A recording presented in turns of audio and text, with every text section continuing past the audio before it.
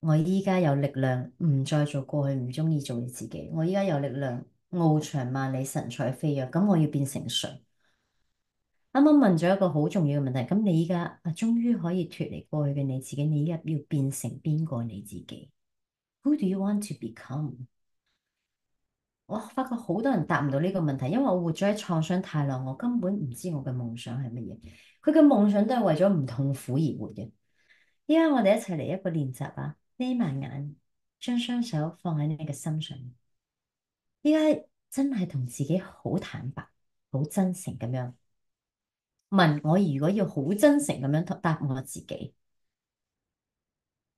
我依家立即可以收成嘅話，我要得到嘅係乜嘢？What is it that I really, really want? I really desire.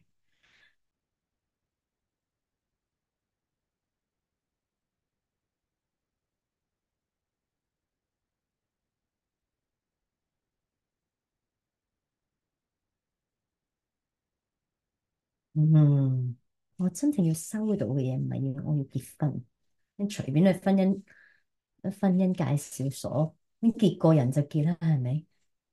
你唔係要結婚，你係要一個幸福嘅婚姻，係我同對方互相支持對方，我哋榮耀對方真正是誰，我哋完全支持對方是誰，我哋一起建立我哋美滿嘅家庭，我哋一起創造我哋嘅夢想，我哋一起經歷生命每一章節，享受經歷慶祝生命嘅每一章節。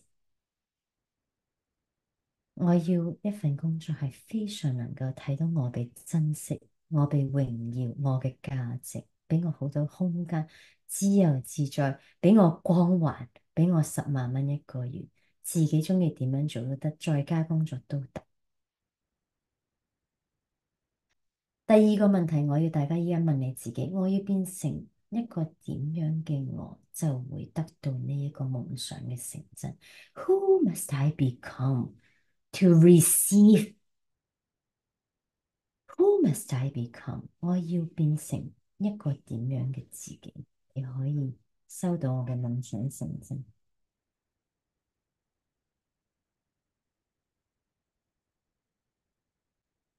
請各位也把這個答案寫在你的筆記本裡面。可能現在沒有馬上得到一個答案，但是無所謂，因為你記得我的這個問題。